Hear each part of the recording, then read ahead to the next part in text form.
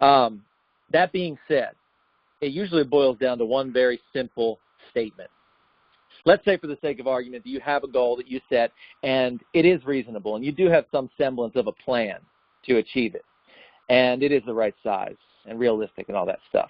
And still, you fail. I don't know if you've been there. I know I have. It usually boils down to this one very simple thing. And it's a quote here. It's one of the best I have for the day. I don't know why I'm sharing it with you right off the bat, but that's how it goes sometimes. We sacrifice what we want most in life for what we want now. We sacrifice what we want most in life for what we want now. Whenever we fail to achieve something, it almost always boils down to this one simple statement. An example of this, people set physical goals all the time. I want to get in better shape. I want to lose weight. But I don't want to work out. I hate the gym. I mean, it smells weird. There's all these mirrors. And someone brought donuts in again, and I'm starving. We sacrifice the thing we want most for the thing we want now, short-term comfort for the sake of long-term success.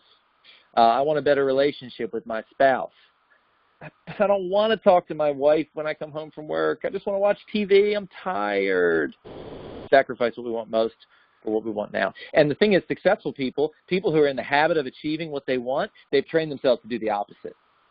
So they're willing to sacrifice short-term comfort. In other words, they'll be a little bit uncomfortable in the short term to make sure that they get what they want long-term. They'll do the opposite of that. So keep that little phrase in mind. We sacrifice what we want most for what we want now as we go through this training on goals.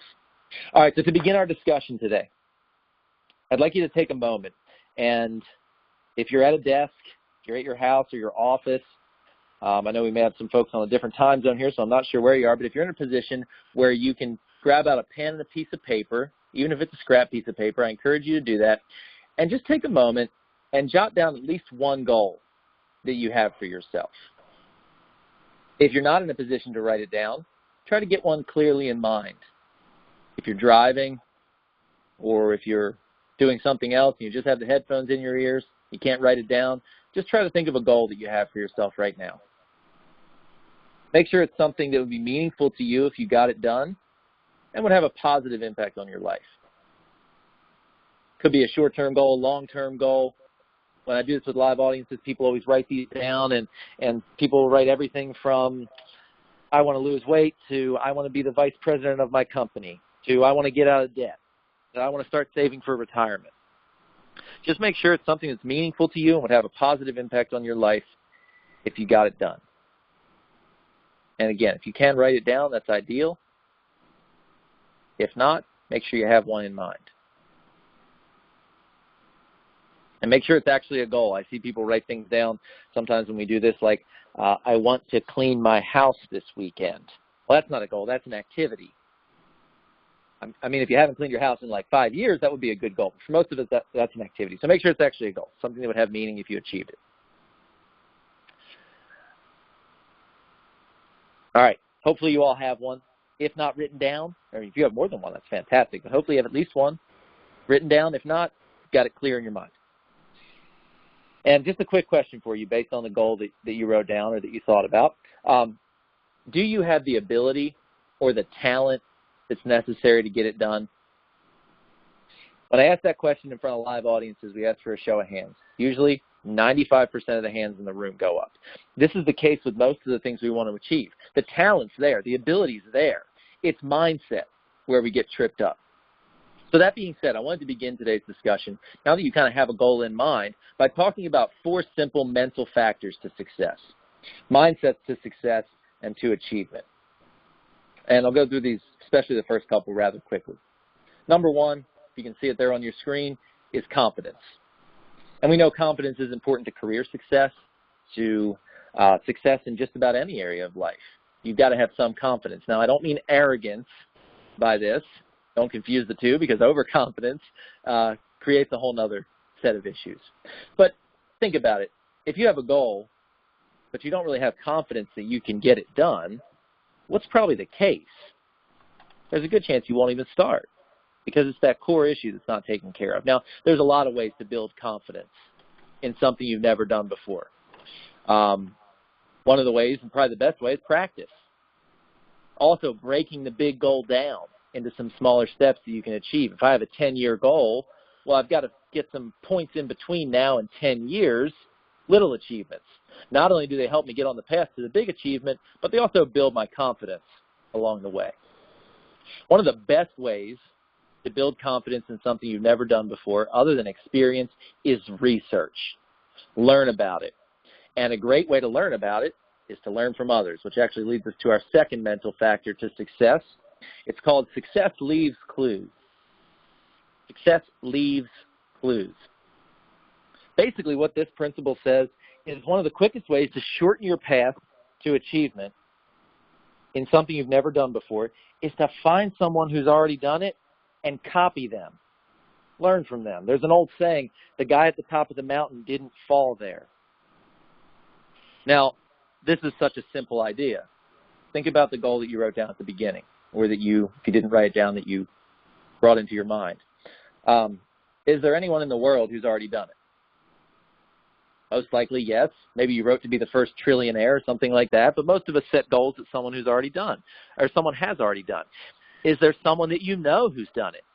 Someone in your circle of friends, family, acquaintances, workmates? This principle says one of the quickest ways to shorten your path to achievement is to find that person and basically copy them. Figure out exactly what they did. Follow their success, the clues that they've left. Now, this is a simple idea. You've heard this before. We all have. It's not new news. That being said, a lot of people don't do it. Or we do it when we're younger, when we're first starting out. But as we get older, maybe we get out of the habit of learning from others. And there's a lot of reasons for this. But I've noticed it usually boils down to a couple. And let me just give you a quick example of this. A few months ago, I was asked to do a full-day workshop for a real estate company in Pennsylvania. And it was on this topic, Achievement Now, Success Characteristics. So I got there with the group, and there was maybe 40 people there, real estate agents, all salespeople, a few admins, but mostly salespeople. And about halfway through, I realized this divide. Out of the 40 people, 10 of them are like crushing it business-wise. They've been in the business a long time. They're great at what they do. Financially, they do really well. They're well-known in the community. And then you've got these other 30 people who maybe they're new or whatever the reason is, but they're just not quite as successful as that group of 10 who's doing really well. Instead of learning from those 10 people, how do the other 30 feel towards them? Usually one of two ways, jealous or resentful, or like one guy said, they're jerks, I don't want to learn from them, or inferior. Like, oh, little old me, how could they ever take time to teach me? Either way, what are they not doing? They're not learning from them. And it's like, man, you've got this perfect example right in front of you that you're crossing paths with every day, and you're not taking advantage of it.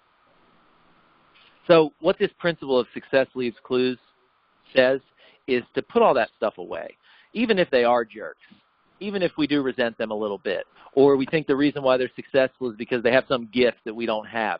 Still, learn from them. Put all that stuff aside and take that person out to lunch and basically interview them. And by the way, successful people, even if they are jerks, and I put that in quotes like the gentleman said, if you come at them with a genuine, humble attitude, are they usually willing to share? They're not just willing. A lot of times they're eager, partly because it appeals to their ego, but they're eager to share. And hey, if you really want them to share, don't even bother taking them out to lunch. Just take them out for drinks. Then you get the whole story, sometimes more than you want. But success leaves clues. Learn from others. That's the second mental factor to success. The third one is called what you see is what you get. What you see is what you get.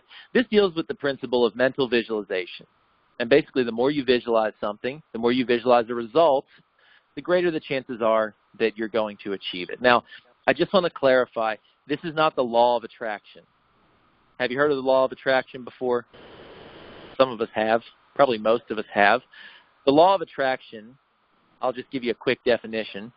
The law of attraction claims that basically you can have anything in the world that you want, you just have to attract it to yourself.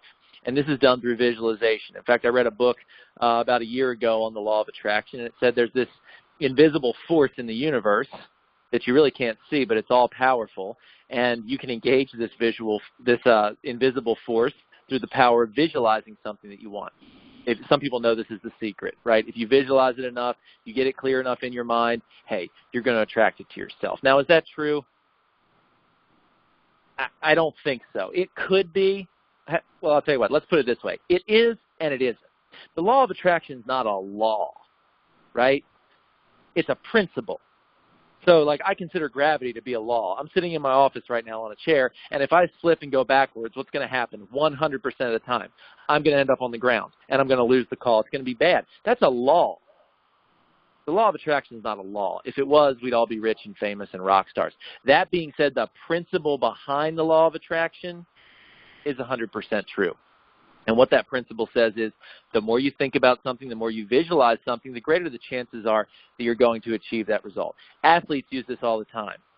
Sometimes you watch an NBA player at the free throw line, and before they shoot, they'll kind of put their arm up in the air and like make the motion of shooting while they're looking at the basket. Of course, what are they doing when they do that? They're visualizing the shot. You watch a golfer on the PGA Tour, they do the same thing. Does it work for them? Most times it does. They're the best in the world at what they do. They use this idea of visualization. Well, how does this apply to us? Because most of us on this call probably aren't professional athletes. I know I'm not.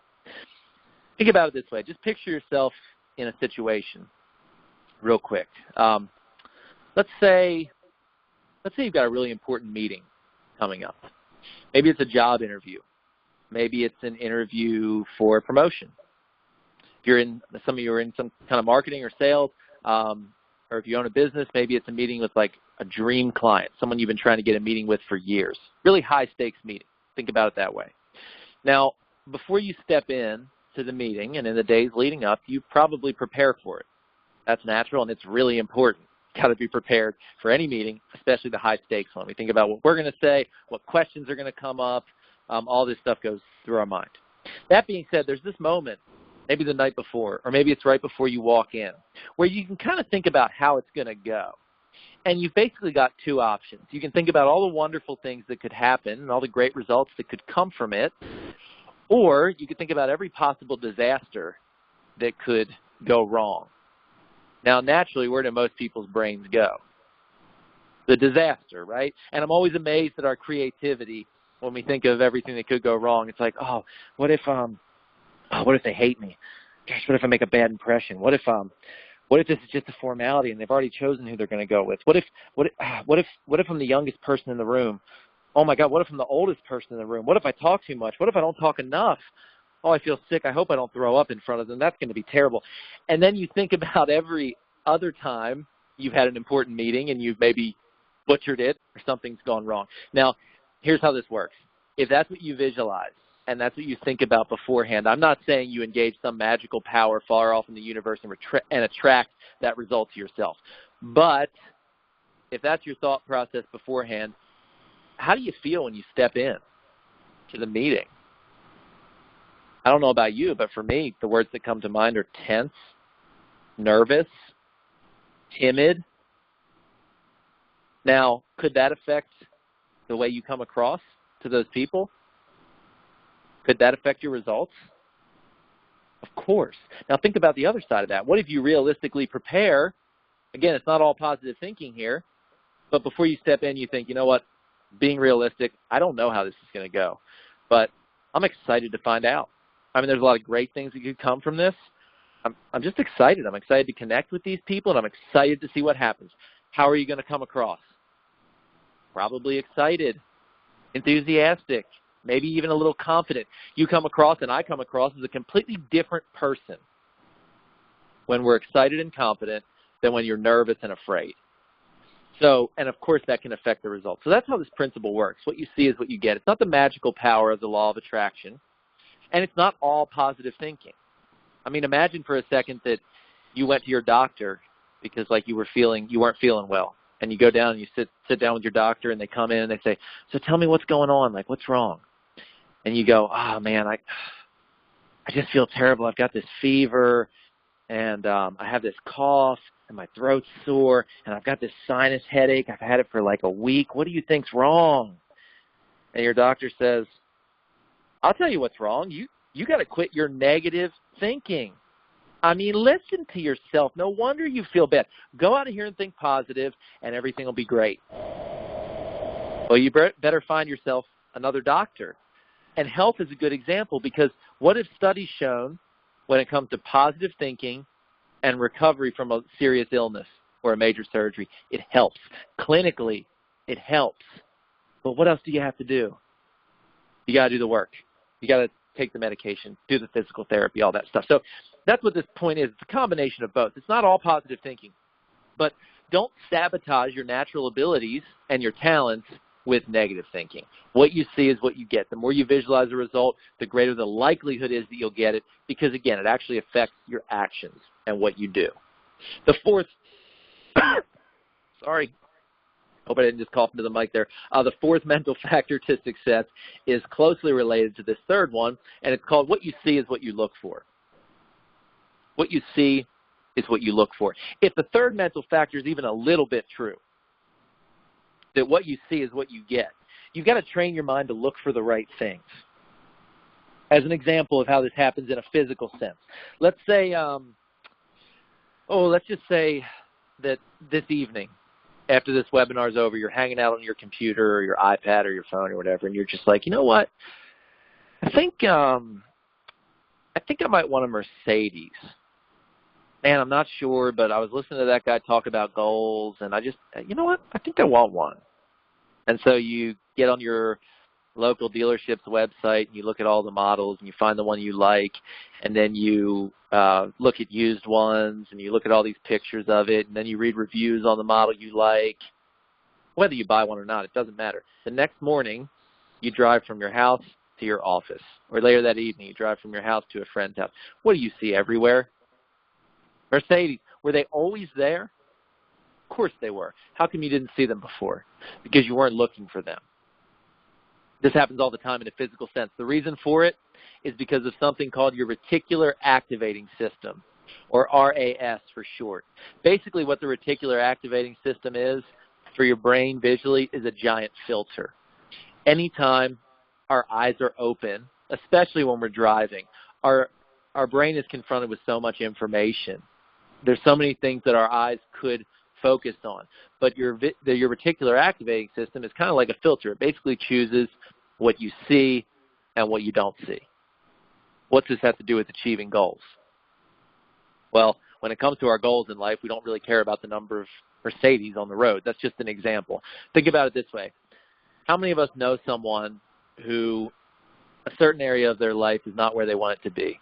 It could be their whole life is not where they want it to be, but it could just be an area of their life. Maybe it's their relationship or financial or career, whatever it is. Instead of like taking ownership of it and figuring out what they can do differently, they look for every excuse in the world why it's everyone's fault but theirs. They look for excuses. What do they seem to find everywhere? Excuses, right? Legitimate ones. They'll blame their family, the way they were raised. It's my spouse's fault. That's what it is. That's the company I work for, my boss. It's the economy. The economy's bad. Hey, people are busy. It's the president. His fault. I hear that one a lot lately.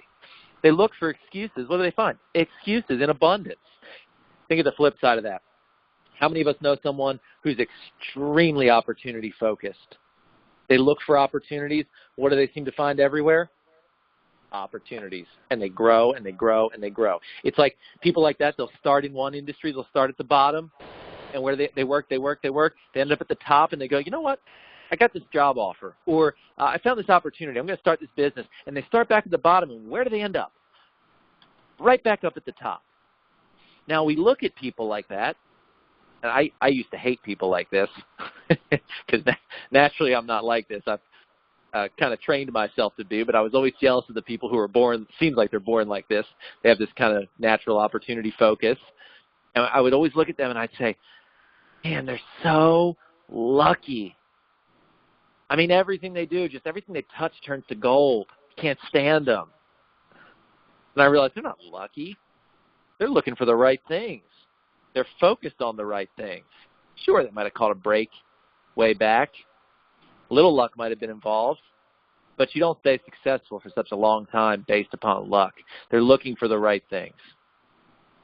Now, I'm going to go out on a limb here and say that most of you on this call are not excuse-oriented type people. People who are looking for excuses usually don't make their way into trainings like this or webinars like this. That being said, this principle can still affect us in a little bit of a different way. And we're going to do an exercise here. Sorry, let me get my PowerPoint straight. All right, we're going to do an exercise here. Hopefully you're looking at your computer or your phone because you're going to need to participate in this. If you're not, I'll give you a second to get the screen up. I'm going to flash a little phrase on the screen here. And I'll put it up long enough for you to read it through one time, then I'll take it away and there'll be a little test on it. All right, so here we go. Okay, maybe I won't.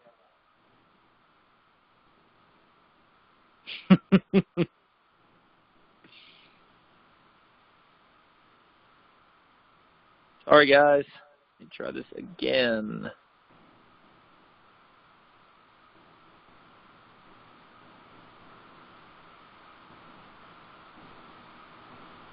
There it is. All right, there's your phrase. Sorry about that, guys.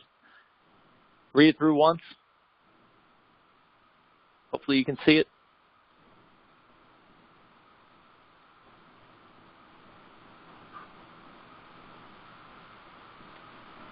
All right, now that you've read it through once, I just took it away, and hopefully you all can see this. Hopefully I'm not the only one.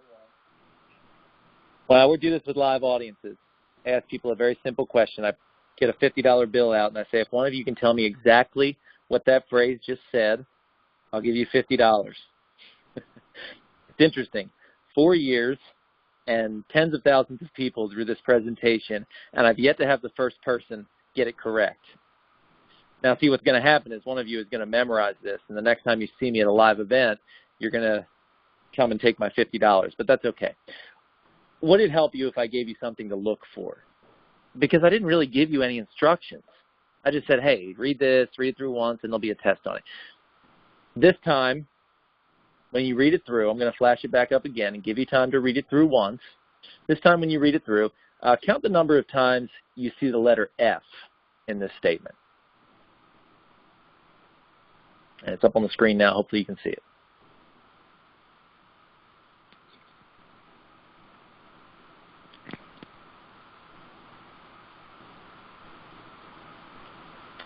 All right, hopefully that was enough time for you to read it through once.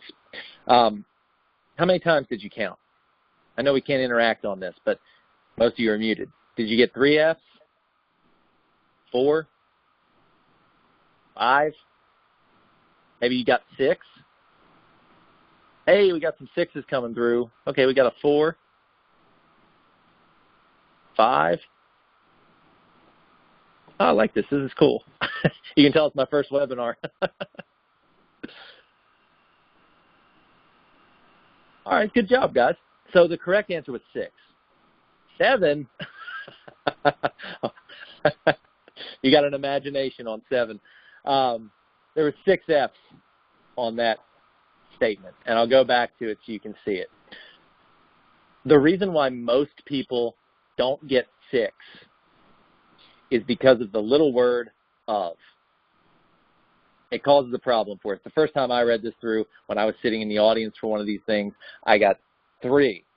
Missed all the of.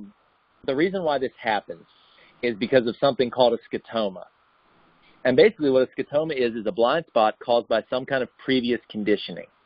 In this case, the previous conditioning was that little word of, even though it's got an F, and it looks just like the other Fs, phonetically it's said like a V.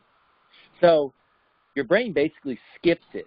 It creates this blind spot based on the phonetics, the way that we say it.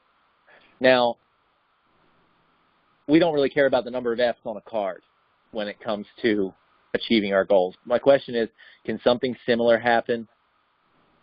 In other words, I'm not an excuse-oriented type person. I'm looking for the right things. I'm opportunity-focused. I'm doing all the right things. And still the number's off, as it were. It's like we missed something. Many times it's because of something similar to what we just experienced. It's blind spots. that are caused by some kind of previous conditioning. Instead of phonetics like this was, it might be a belief system that we have.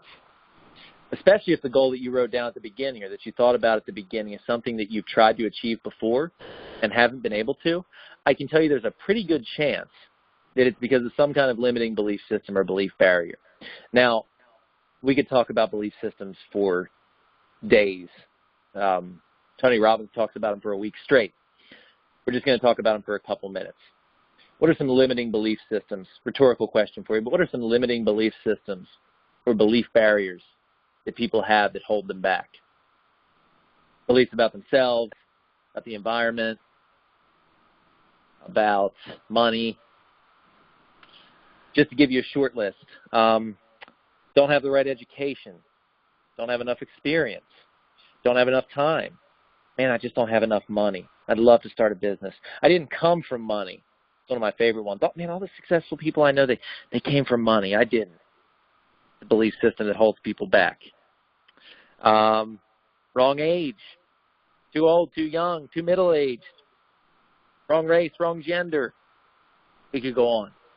But just to show you how this works and how belief systems can affect our ability to achieve something and create blind spots, like we had on this little card here, probably the most common belief system that I hear that holds people back is, I don't have enough time.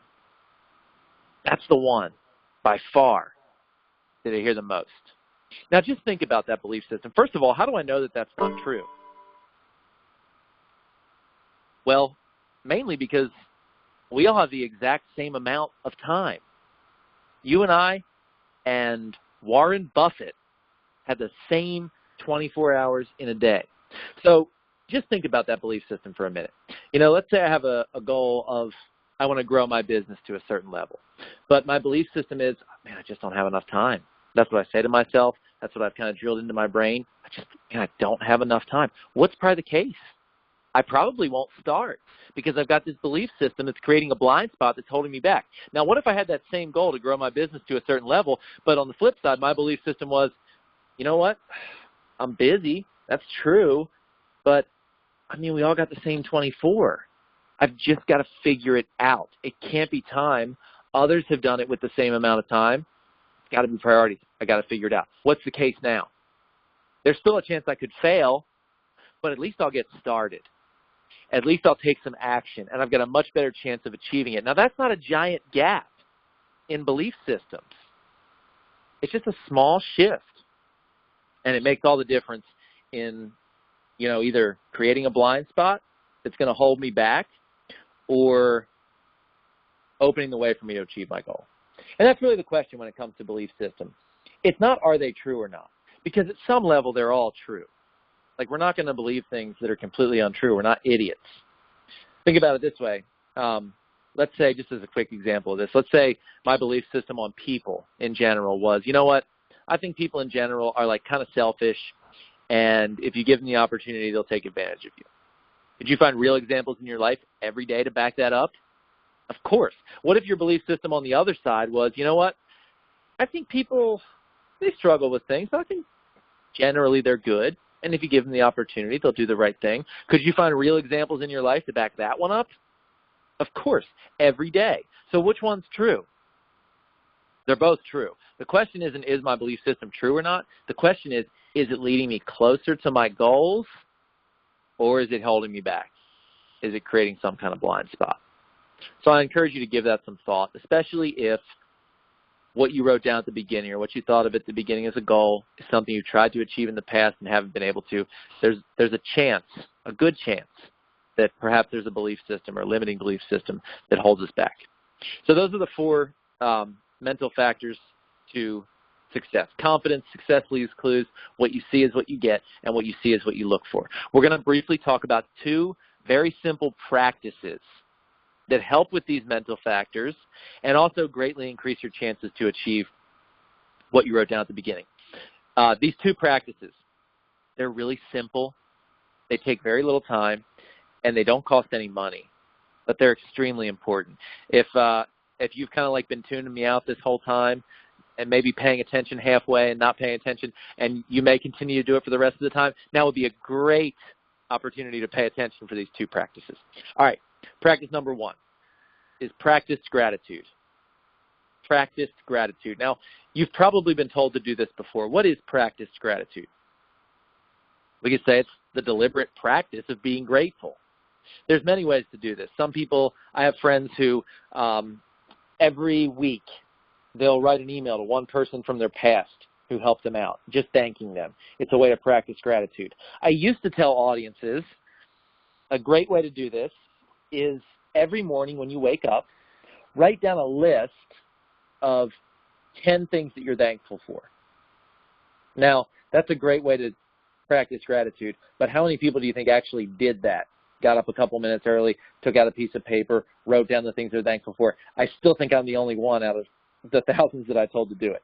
A simpler way to do practice gratitude on a daily basis, and something that I do every single day, is do it on your commute to work. Most of us here have some kind of commute, some kind of drive to work, whether it's 10 minutes or 2 hours. The way I figure, that time is gone. It's going somewhere. You have to use it. Take a little piece of it and use it to practice gratitude every day. Here's how I do it. Every day when I'm driving to work, I force myself to say out loud 10 simple things that I'm thankful for. And I say the word simple. They don't have to be elaborate. I'm thankful for my wife. I'm thankful for my job. I'm thankful for my car. I'm thankful that I got to go fishing this weekend. Hey, I'm thankful for the nice weather. It's not elaborate things, but what's it do for your brain? It shifts your mindset a little bit. Think about it this way. How many of you have at least one problem in your life that you're facing right now? Most of us, I'm assuming. Hopefully, maybe just the one, man. That'd be awesome. How many of you have at least one thing that you're thankful for or grateful for? If you spend all your time or your mental energy focused on your problems, what kind of mindset do you create? A problem mentality. Think about it. How many of us have that friend that, like, you're almost afraid to ask them how they're doing because you know that 20 minutes later, what will you still be doing? You'll still be standing there listening to all their problems. They've created a problem mentality, and it snowballs. On the other side of that, if you take a portion of your mental energy and your time and think about the things that you're grateful for, it creates a different mindset. And remember, what you see is what you look for. I find the more I look for things I'm grateful for, not only the more I see, but the more things, gratitude start to show up, and the more things I actually have to be thankful for. And let me just throw this out there. I don't know, if some of you may do this on a regular basis or if you've done it in the past. But I'm not naturally one of those like rainbows and butterflies type people who, I know a lot of speakers are, who like to wake up every morning and, man, the world is wonderful. I can't wait to think of all the things I'm grateful for. In fact, naturally, you've probably noticed about this about me already, I have a tendency to go to the opposite of that. I'm kind of cynical, naturally. So just to give you an example of how this works, I live in Maryland. I live in northern Maryland, and I'm kind of out in the country. So a lot of times my commute to work is Northern Virginia or D.C. It's 3 hours each way. It's through some of the worst traffic in the country. If I have to be in Northern Virginia at 9, I'm leaving my house at 5 a.m. So it's early in the morning. I'm sitting in traffic down in Washington, D.C. area somewhere. It's still half dark. I don't like mornings, and I don't like traffic. And I'm sitting there, and I'm going, oh, crap, I haven't done my gratitudes yet. Do I want to do them? No. But I go, I got to do them. I teach people to do it, so I have to do it myself. What do I have to be thankful for? Well, at least I'm not the person in the accident who's causing this whole thing. I'm thankful for that. I'm thankful for my job. You know what? I'm thankful for my wife. What else? I heard a study yesterday. Every night, 80,000 people die in their sleep. Hey, I wasn't one of them last night. I woke up, and none of my family or friends were one of them, so that's good. By about number 6 or 7, what starts to happen? Much to my dismay, a shift in mindset. So here's how I think about practice gratitude. I can't necessarily control exactly how I feel when I wake up in the morning, but I can control when I show up for work, how I come across to people. Nice comment there. I'm sorry, it flashed on my screen for a second and flashed off. Thankful every morning when I wake up and put my feet on the floor. That's an excellent way to feel. At least 80,000 people worldwide apparently did not wake up and put their feet on the floor. Sobering to think about. But it just helps me to manage my state and make sure that I show up in the best possible state that I can. So practice gratitude. If you haven't tried it or if you haven't done it in a while, I just encourage you tomorrow on your drive to work, give it a try. And hey, a good starting point would be to say, I'm thankful it's Friday. If you hate it, you never have to do it again. But if you like it, I hope you'll continue to do it. It's great practice. It's helped me a lot personally. All right, second practice, write down your goals. Write down your goals. We've been told this before. If you're like me, you've been told it since grade school, probably. I never wrote down a single goal until about 6 years ago. I read an article in Forbes magazine that changed my idea on writing down goals. And I'll just share the brief version of it with you. If you want to read the whole thing, you can Google Forbes Written Goals Study, and you can read the entire thing. So the study began in 1979. Maybe some of you have heard this before. They took the graduating class of Harvard MBAs. So 1979, Harvard MBA grads, some of the brightest minds in the world, so they say, and they asked them a very simple question before they graduated. The question was, do you have your goals written down? What percentage of them do you think said yes? I would have guessed like 75% of them. You know, you think type A personalities, future CEOs of the world. Only 3% said, yes, I have my goals written down. That answer surprised me. 10 years later, so it started in 79 when they graduated. 10 years later, 1989, they took the same group and they asked them another very simple question. The question was, how much money do you make a year? This answer surprised me even more. On average, percentage-wise, how much more per year do you think the 3% was making who wrote down their goals 10 years before than the other 97? You think 50%, 20%, 100%, double, triple? The answer was 10 times. 1,000%. Now, I don't know about you, but like I said, when I read this, I had never written down any of my goals. Never done it. I read that article and I went, well, I guess I'll start writing down my goals. I mean, I don't know what else to do. Just put a number on that. Let's say that, okay, they graduated in 79. Let's just say in 89 they were making $100,000 a year was the average for Harvard MBA grads. What was the 3% making per year if that was the case? $1 million. It's incredible. So I talk about this study in front of this, written goal study in front of live audiences all the time, and people say things like, well, that number must have been skewed. Maybe the study's off a little bit. Well, I think that, one of them maybe became CEO early, and that's why the number's so high. Or, people who go to Harvard, their family's rich, so maybe one of them inherited a lot of money that year, and that made the number so. Who cares? Even if that number was 10% or 20% instead of 1,000, I mean, how long does it take you to write down your goals? If you've got a lot of them, maybe 5 minutes. If you just got 1 or 2, 30 seconds. How much money does it cost? Nothing. How hard is it? It's easy.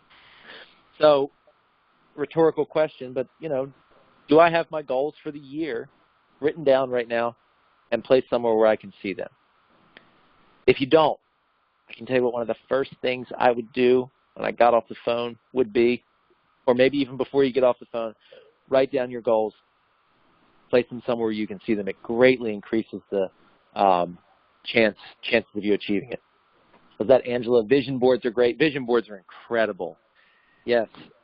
Anytime you have a goal, especially if it's a physical goal or something material, which it should be, that you can measure it, a vision board is extremely helpful on personal goals and professional goals. It puts it in front of you. It keeps it forward in your mind. Great way to increase your ability to achieve. All right, so those are the 2 practices. Now, I'd like to revisit your goals that you wrote down at the beginning, or that you at least thought of at the beginning. We've got a couple minutes left here, about 12 minutes left before 8, and I want to go over the characteristics of a goal. So we said the number one reason why people fail to achieve what they want is because they sacrifice what they want most for what they want now.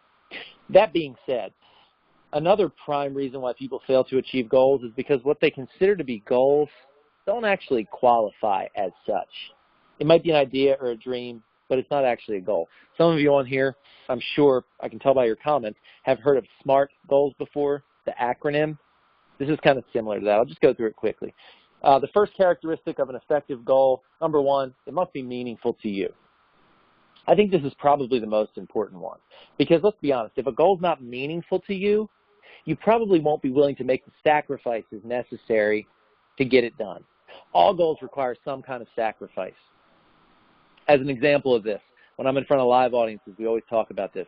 I say if I was to take a piece of lumber, like a 2x12 board, just imagine we're in the same room right now for the sake of this illustration. If I was to take a 2x12 board, like a piece of lumber, like a rafter, hopefully you guys know what I'm talking about, and let's say it was like 30 feet long, 2 inches thick, 12 inches wide, and I set it flat on the ground. So the 12-inch side was flat, laying against the floor. And I said to everyone, guys, everyone who comes and walks across this board that's 12 inches wide, foot wide, I'll give you $50 when you get to the other side. I'm standing at the other side, and I'm just like making it rain with 50s. Everyone who comes across is picking one up. Would you do it? Many of you probably would. It's an easy $50. And if you don't want to, I'll take your turn and take your 50 and walk across it. Now, what if I was to take that same board and put it between two 50-story buildings? And I stood on the other side, and I was like, hey, I've got $50 if you walk across. Would you do it? Probably not, because the risk, you're risking your life isn't worth a 50. Now, what if we took that exact same situation? Two 50-story buildings, the same board, but you're on one building on the top, the other building's on fire, and one of your kids, one of your children is on the other building, or someone who's very dear to you. The only way you can save them is to walk across and bring them back. Would you do it? Most of us say yes. Would I have to give you the 50? No, the 50 becomes irrelevant. So in that instance, what changed? The meaning changed, right? The mechanics were exactly the same. It's still a board. It's still two 50-story buildings, but you were willing to do something that you weren't before. When what changed? The meaning changed. So people always ask, well, how do I know if a goal is meaningful to me or not? I think of two things. If you're willing to make sacrifices and you're willing to start right away. If you're willing to make sacrifices and you're willing to start right away, it's kind of a good gauge to knowing whether or not the goal is meaningful to you. That's the first feature. Second feature, a goal's got to be the right size. Goals that are too big, they tend to terrify people. You might never get started. Goals that are too small, you don't become anything by achieving them. They don't affect the kind of person you are. How do I know if a goal is the right size? I like this one, and I use this all the time. When you look at your goal, it should make you excited and nervous at the same time. That's when you know it's the right size. If you look at it and it's like, oh, I got that, that's no problem. It's probably not big enough. If you look at it and it's like sheer terror, well, then it's probably too big. It should be a mixture of excitement and nerves at the same time. That's when you know a goal is the right size. Third feature, a goal needs to be specific and dated. Specific and dated. This is where a lot of people fall short on their goals. They're too general. I want to get in better shape. I want to be a better person. I want to make more money. I want to plan for retirement. Well, those aren't really goals. Now, they're the beginnings of goals, but there's no way to measure them, and they certainly don't have a date on them.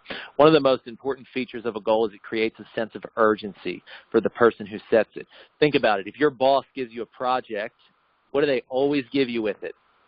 A date that it has to be done. If they don't give you a date, what happens? It just sits on our desk, right? Usually we don't do it. So it's the same with goals. I hear people say things all the time like, oh, I'll get in shape when I'm 40 or when I'm 50, or I'll start planning for retirement in 5 years. But you won't. You said that 5 years ago. You've got to put a specific, don't put it off. Make it specific, put a date on it. Fourth feature of a goal must be written down. We talked about the importance of that. And the fifth one is it has to be reviewed. So, of course, the amount of times which you review your goal depends on the goal itself. If I set a goal to walk 5 miles a week, I should probably review that, every couple days. If I set a goal to pay off my 30-year mortgage in 22 years, well, I don't need to review that every day or every couple days. I could, but I would probably review that maybe once a month when I make the payment, or once a quarter to make sure I'm staying on track. So Either way, the goal's got to be reviewed. All right, those are the characteristics of a goal. If you wrote down a goal at the beginning, just glance back at it and see, does it check all the boxes, as it were, of the characteristics of a goal? Is it meaningful to you? Is it the right size? Does it have a date on it? Is it specific? Written down and reviewed, you'll have to do on your own. But right now you can look at it and say, okay, does it have those three things? Meaningful, the right size, and specific and dated. If it doesn't, I encourage you to make a little adjustment or two when we finish up here. All right, we're going to conclude with the characteristics of achievement. We talked about mental factors, practices. These are characteristics of high achievers. And I apologize, I'm getting a little short on time here, so I'll go through these rather quickly. The first characteristic of achievement is to be fully focused. If I could magically impart to you one thing, and magically impart to myself for that matter, this is something I struggle with, one thing that has an impact on being able to achieve what you want, it's this laser-like focus. Successful people, achievers, they have this in spades. When it comes to their goals, they're so focused it borders on obsession sometimes. But it's this laser-like focus to achieve the things that they want. And also, one of the greatest gifts you can give to yourself and to the people around you that you work with, your family, is this full level of mental presence. I struggle with this. So, for me, this time of year is extremely busy. It's conference season. I'm all over the country, working minimum of 60, 80 hours most weeks with travel and everything. And, I'm there, I'm working, but sometimes mentally I find myself not being there, not having that full presence. I go, man, I'm working so much. I should really go on vacation. Like, me and my wife, we need to go on vacation. We haven't been away in a while. I'm working 80 hours a week. Well, as soon as I get on vacation, what am I thinking about the whole time? Man, I should be at work. What am I doing on vacation? Gallivanting around the beach. I've got a business to run. And so it's like you're not fully present at either one. When you're at work, be at work. When you're on vacation, hey, enjoy it. You're on vacation. I know things come up, the phone call, the email, but in general, am I focused? Second characteristic of achievement is called brilliant with basics. How many things do you have to be, and notice the wording there, it's not really good at, it's brilliant at to be successful, usually just a couple. Brilliant with basics. That kind of relates to fully focused, right? Sometimes we spend time trying to master things that we really shouldn't even be doing in the first place. So one of the ways to be more successful and achieve your goals is to get rid of the things that aren't your basics that lead you to success. Focus on a couple things and do them really well, brilliantly, to be more successful. And again, I apologize, I'm going through these quickly. The third one is called aggressive mental care. Aggressive mental care. Basically what this principle says is all of your input, everything from the books you read to the people you hang out with, to the TV shows you watch, to the news you watch, to the radio you listen to, all of our input affects our output.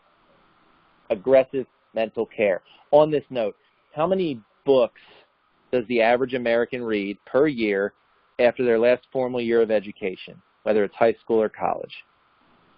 A recent study found that answer was 1 book per year. And I believe 38% of Americans, they answered 0. They never read another book after their last formal year of education. How many books does the average Fortune 500 CEO read per year? 60. What a gap. The average American reads 1. The average Fortune 500 CEO reads 60. If success really does leave clues, what should you and I be trying to do? Read more. Aggressively care for your mind. Warren Buffett was asked, I was listening to one of his interviews a couple days ago. He said, if you could have one superpower, what would it be? Any guesses as to what he said? I wish I could speed read. He said, I just can't take in information fast enough. Now, here's a guy, 85 years old, worth $85 billion. Hey, $1 for every year, or $1 billion for every year. That's pretty good. And that's his answer? It's got to be worth something. So, aggressive mental care. I use, again, travel time to consume a lot of books. I probably read 30 books last year, business books, personal development books, and 25 of them were all done through audio. While I'm on a plane, while I'm traveling to work in the morning. Again, that time goes somewhere. I might as well use it to care for my mind. And that affects how I feel when I show up for work, as opposed to listening to the news or talk radio like I used to when I drove into work. Again, there's nothing wrong with it, but I find when I listen to an improvement book or some kind of audio program, I'm a lot more excited and I'm in a better state when I show up for work. All right, I want to conclude with two numbers. I don't think I have these on my presentation. I don't. So two numbers. If you're taking notes, you can jot these down. If not, just listen to them. 9.3 million and 4.1 million. 9.3 million and 4.1 million. That was the difference at the end of 2016 in earnings between the number 1 golfer on the PGA Tour and the number 10 golfer. Difference of 5.2 million, more than double. If I'm being honest, I'd take either one, but if I had to pick, I'd rather have the 9.3. What was the difference in their strokes per round? Average. 0.7.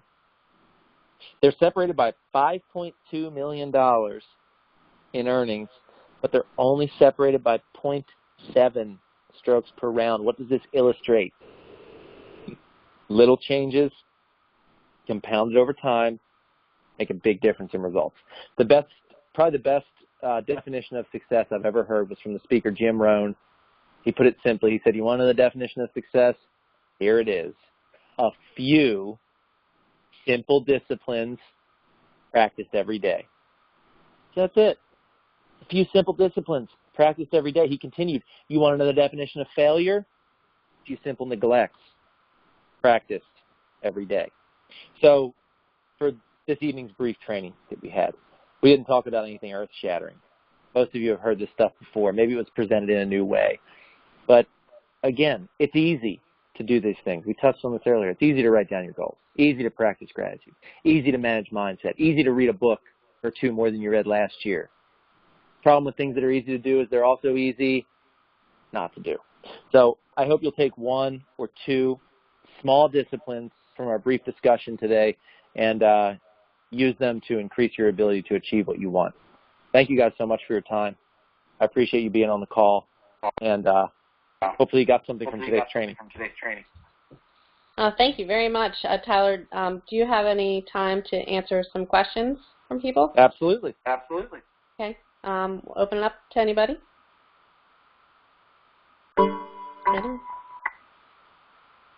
Anyone? All right. Well, while everyone's on the call. Oh, here we go. We've got. And thank you. It was amazing. It was really great. My husband walked in on the very end, and he was very interested, and I told him I'll let him watch the webinar. So because I did record this. Cool, thank you. And we can post it online. I did forget to record the first 30 seconds. I've done that. Oh man, the whole thing's ruined now. I know. But I guess our next webinar will be in 2 weeks, and that will be how to leverage strategic third-party opportunities for NAWIC chapters to make their chapters stronger. I will be sending out a notice very shortly about that. Tyler, thank you so much for this, and we actually will be having a regional conference next spring here in Baltimore, so we'll have to sign you up because I loved it. That would be awesome. So thank you very much. Okay? Thank you. Well, thank you, everyone, and I hope everyone has a happy Easter. Thanks, you too. All right. Thank you. Bye.